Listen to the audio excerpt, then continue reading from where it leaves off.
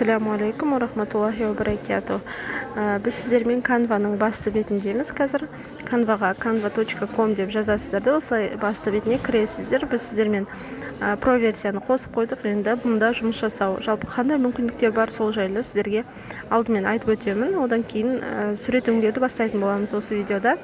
Бұл жерде жалпы Canva бұл дизайнерлердің арнайы өздерінің жасаған осында жұмыстарын бізге тегін қолдануға рұқсат етіп қойған платформа болып табылады. Бұл жерде түрлі дизайнерлердің жұмыстары сақталған, соларды біз қолдану арқылы немесе соларға ұқсатып жаңа туындылар өзіміздің фото видеоларымызды, презентацияларымызды жасау арқылы осы платформада жұмыс жасай аламыз. Canva-ны сіз телефонда қолданамын десеңіз, жаңа приложениесін жүктеп алсаңыздар да болады, немесе осылай canva.com деп жазып, сайтына кіріп жұмыс жасасаңыздар да өз еркілеріңіз. Қазір сіздерге социальные сети деген жерге кіріп, публикация в Instagram, сол жерде таныстырып өтейін. Жалпы яғни әлеуметтік желідегі Instagram-ға постқа сурет қажет болса, видео қажет болса, осы жерді бассаңыз болады.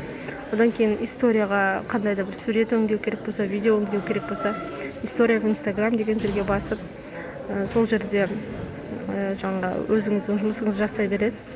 Біз сіздермен пост в Instagram деген жерге кірдік қазір.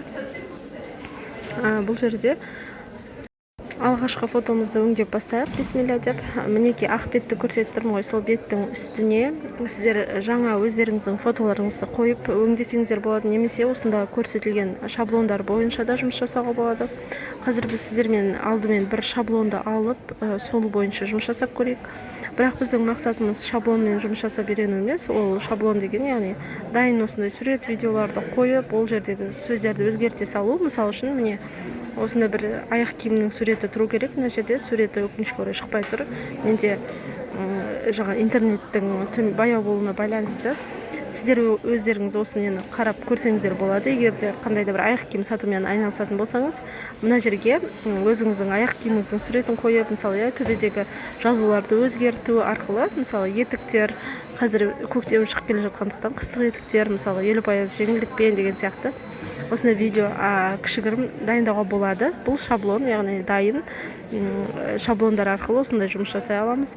Ал біздің мақсат нөлден бастап өзіміз жаңа видео, фото өңдеу болғандықтан қазір сіздерге алдымен сол өзіміздің фотомызды өңдеуді көрсетемін. Егер сіздерге шаблондар осындай қызық болып жатса, онда басып, кез келгеніне үстіне басып, өшіріп, сөздерді көре берсеңіздер болады.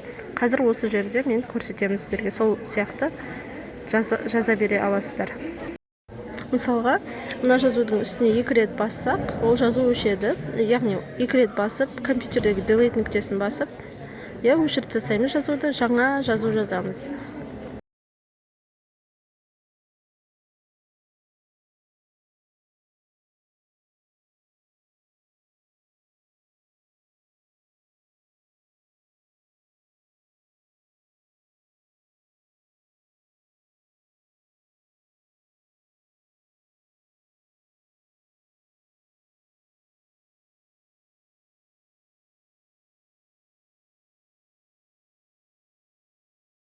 Ал мына жерге, негізі осы жерде шаблон бойынша етіктің суреті шығып тұру керек еді, мужской, бірақ шықпай тұр менде.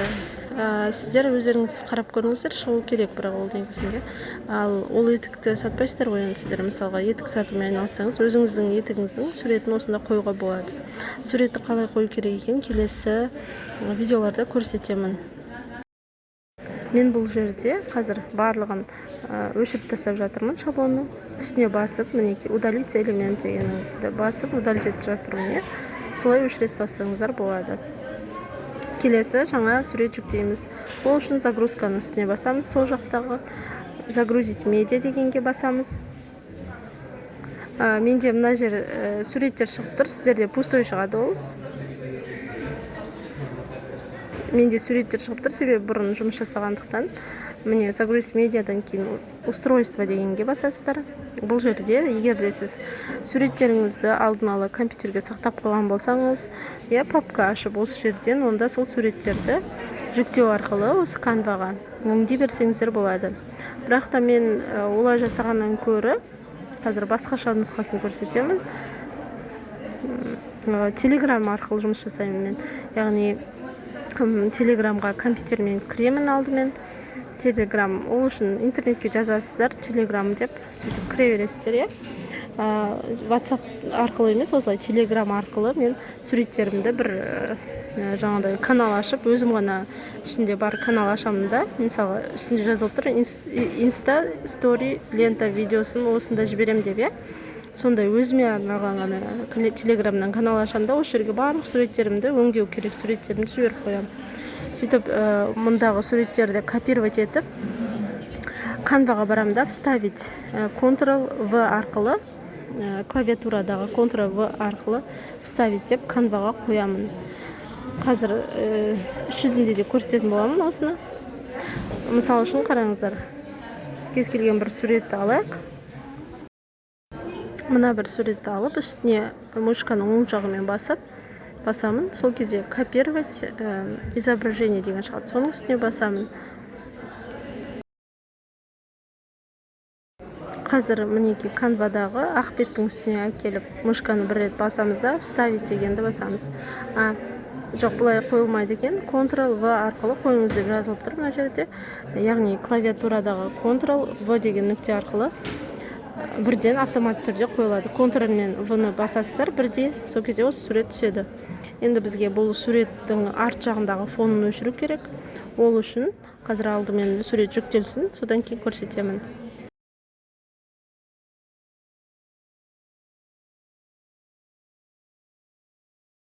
Суреттің қалай қойылып жатқанын білу үшін, міне сол жақта су сияқты толып жатыр, сол толған кезде сурет қойылды деген сөз. Соған қарап отырсаңыздар болады. Енді жоғары жақта, сол жақта эффект деген үстіне басамыз. Алдымен суреттің үстіне осылай басып алып, эффект дегенге кіреміз. Бұл жерде мына қыздың суреті тұрған background remover деп тұр ғой. Яғни суреттің артын өшіру деген сөз ғой. Соны басамыз үстіне. Сол кезде бізге қазір суреттің артын ғана өшіріп, менің өзімнің суретімді ғана қалдырады. Бұл жалпы өте тиімді, себебі суреттің артына кез келген фонды қойып, өзіңізге ұнаған сіз сол жерде отырған сияқты жаңағыдай өңдей аласыз суреттерді. Мысалы үшін мен мына суретті қазір бір жерде отырмын, мысалы орындықта. Артыма бір әдемі фон қойып, орындықтың суретін қойып, сол жерде бір отырған сияқты фотосессия сияқты етіп, осы суретті жасап шығара аламын өңдеуге. Ол үшін фотоның ішіне кіремін.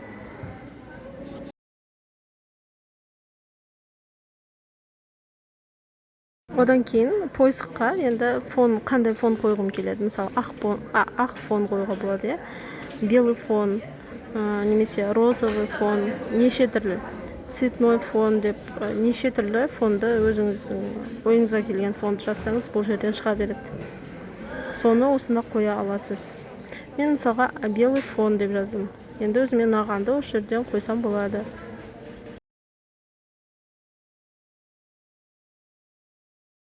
Немесе жоғары жақта мына розовый фон деген тұр, синий фон, солардың ішіне кірсеңіздер де болады.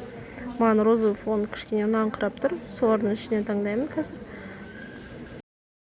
Жалпы фотоны өңдеген кезде өте қатты мән берілетін нәрсе бұл жаңағы сіздің үстіңізге киген киімнен артық бір яркий, одан немесе темный түс болып кетпеу керек. Сіздің бетіңіз суретте анық көріну керек. Ол фонға да әсер етеді, фоннан да әсер етеді. Яғни фонды қазір біз қап-қара қылып тастайтын болсақ, менің түрім дұрыс көрінбей қалады. Сол үшін жаңа розовый қылуға болады, немесе сондай ашық түстерден қолдануға болады. Немесе орамалымның түсі, менде молочный түс.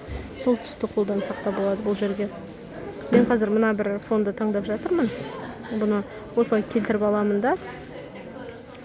Одан кейін расположение дегенге барып, енді мен суретім астында қалып қалды ғой, ол үстіне шығу керек менің суретім. Ол үшін мынаның фонның расположениесін артқа қарай жібереміз. Яғни орналасуын, мінеки расположение назад дейміз. Осындай бір сурет пайда болды. Енді маған орындық керек. Себебі мен отырмын, бұл жерде. Фото деген жерге стул деп жазамын.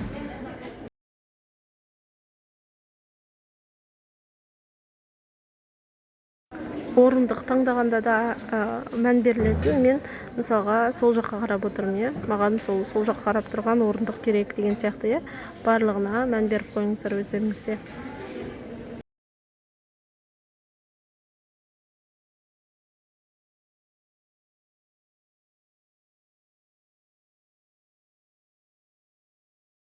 Ал енді орындықты алып келдім. Бұл орындықты енді менің суретімнің артына қоюым керекпін, иә. Қазір келтіріп алайын. Шамалап менің суретімді үлкейту керек сияқты, шамалы, себебі келмей қалады сияқты. Жалпы барлығын ойластырып жасайтын болсаңыздар, шынайы сияқты көрінеді барлығы.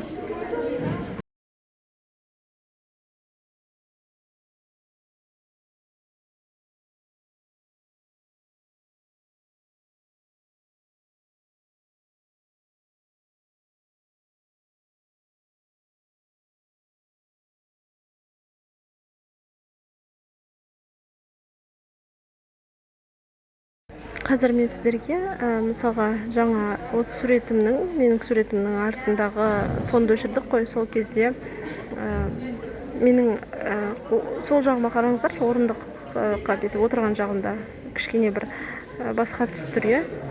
Ол жерде куртка қалып қойған. Сол куртка түсіп қалған. Негізі суретке түсірген кезде осындай алды жағында ешқандай зат болмау керек. Сол кезде сурет анық шығады. Мінекей, осыны өшіріп тастау үшін мен қайтадан эффектіге басып, удалить дегенді бастым, иә. Одан кейін стереть дегенді, ол жерден шықпай тұрып, осындай стереть деген нүктеге басамыз. Яғни менде қалып қалды өшірілмеген жер. Одан кейін астындағы размерді үлкейтіп аламыз да, керек емес жерін өшіріп тастаймыз. Размердің үлкендігін көрсету үшін сіздерге осылай көрсетіп жатырмын. Енді келесі қайта восстановить десе, яғни сурет қайта қалпына келеді. Ал стереть десе өшіріледі, иә. Басқа жалпы жаңағы нелерде де бар ғой. PicsArt деген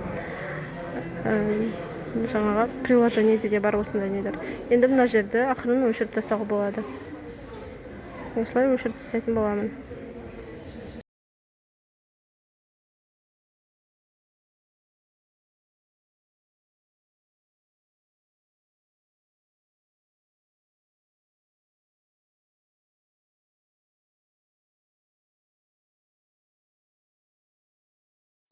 Өшіріп болғаннан кейін готово дегенге басамыз.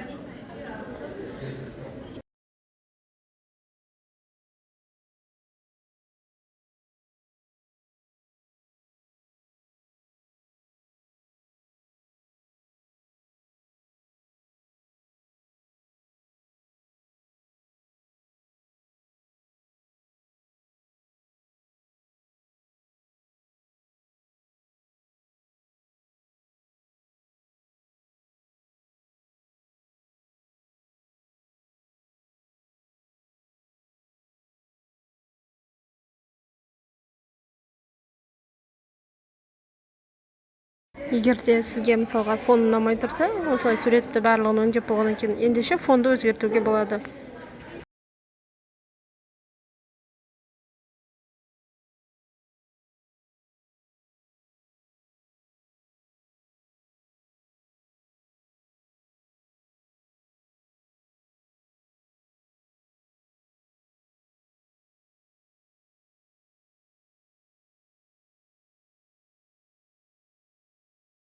Мен жаңағы орамалымның түсінде етіп ауыстырғым келді.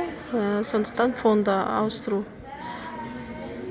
бастым да, осылай молочный фонды таңдап жатырмын. Қазір астындағы фонды өшіріп тастап, осы фонды қоятын боламын.